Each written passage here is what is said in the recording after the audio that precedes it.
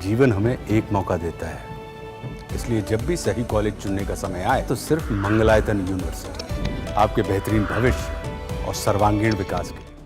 महाकुंभ में हुए दर्दनाक हादसे को लेकर मुख्यमंत्री योगी आदित्यनाथ भावुक हो गए। बोलते बोलते उनका गला भर आया और आंखों से आंसू भी आ गए।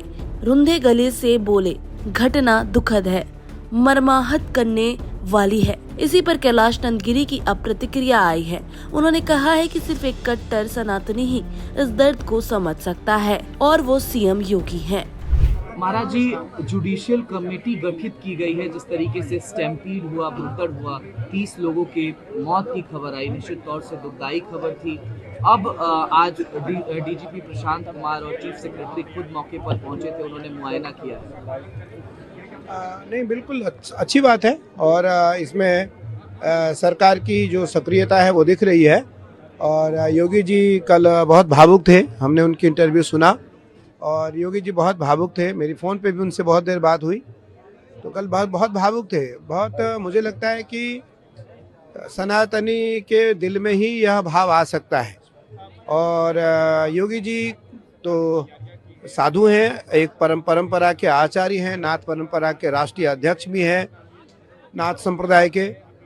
और मुझे लगता है कि योगी जी के मन में जो भाव आया वो भाव कट्टर सनातनी के मन में आ सकता है। और इसकी बिल्कुल जुडिशली इसकी जो जांच है वो जुडिशरी जांच होनी चाहिए, क्योंकि जहां तक मेरा मानना है, आज करोड़ों करोड़ जनता की श्रद्धा, करोड़ों करोड़ सनातनियों की श्रद्धा आस्था कुंभ को लेकर के है। निसंदेह हमारे योगी आदित्यनाथ जी, हमारे आदरणीय प्रधानमंत्री नरेंद्र मोदी जी, गृह मंत्री जी अत्यंत संवेदनशील हैं कुंभ को लेकर के, इसमें कोई दो राय नहीं है। और उनके कारण ही यह संभव हो पा रहा है।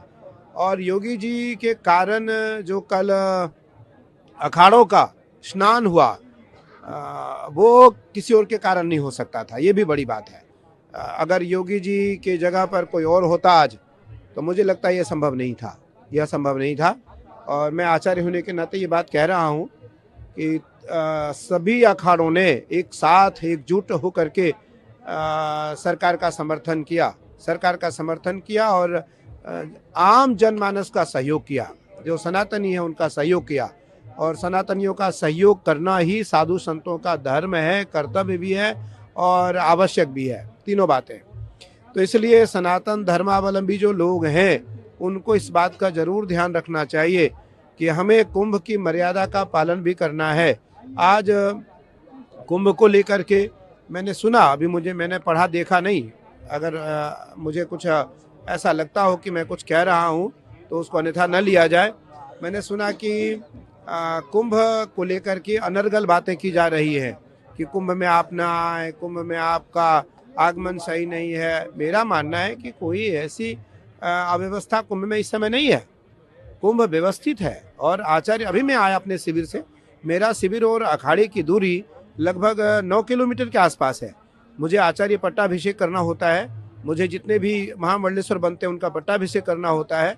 अभी हम कुमार स्वामी जी को एक भारत का एक बड़ा पद देने जा रहे हैं और मेरा मन है कि ये परंपरा आचार्य के अधीन रहती है, तो आचार्य अपने शिविर से यहाँ आकर के पट्टाभिषेक करता है। मैं अभी लगभग 9 किलोमीटर की यात्रा तय करके आया, मुझे व्यवस्थित लगा और सब एक सुचारू रूप से कुंभ की व्यवस्था चल रही है। इसलिए कुंभ बिल्कुल व्यवस्थित है, कुंभ में कोई अव्यवस्था नहीं है। जो घटना हुई है उस घटना की जांच जुडिशियल होनी चाहिए और उसकी जांच अगर राज्य सरकार और हाई कोर्ट के निर्देशन पर होती है तो निस्संदेह दूध का दूध, पानी का पानी होगा। और आप देखना कि अगर कोई साजिश भी है तो वो भी निकल के आएगा। वैसे तो ये महाकुंभ है, इसमें देवता यहाँ किसी न किसी रूप में भ्रमण करते हैं, कोई साजिश इसलिए नहीं कर सकता। यहाँ हजारों हजार महात्मा साधु संत, यहाँ हिमालय से महात्मा आकर के प्रयाग में निवास कर रहे हैं, इसलिए यहाँ किसी का साजिश कामयाब होने वाला नहीं है। यहाँ महादेव, गंगा मैया, माँ काली, अपने अपने आराध्य देवता, हमारे अखाड़े के आराध्य देवता भगवान कार्तिक है, वो सब के सब यही हैं, सब के सब उपस्थित हैं। और जब कल योगी जी से मेरी बात हुई, योगी जी ने कहा कि आचार्य श्री सभी अखाड़े स्नान करें। मुझे कितना अच्छा लगा और सभी अखाड़ों ने एक स्वर में माना उस बात को, एक भी कोई प्रतिक्रिया नहीं आई होगी। अखाड़ा परिषद के अध्यक्ष पूज्य रविंद्रपुरी जी महाराज, अखाड़ा परिषद के राष्ट्रीय महामंत्री पूज्य हरिगिरी जी महाराज का एक स्वर आया कि सभी अखाड़ा प्रतीकात्मक स्नान करेगा। और कल का जो स्नान था वो मैं इसलिए कह रहा हूँ, घटना को छोड़ करके वो सबसे अच्छा स्नान था। उस स्नान में एक कॉमन आदमी नहीं था, एक सामान्य आदमी नहीं था। जितने लोग अखाड़े से निकले उतने ही लोगों ने स्नान किया उस घाट पर।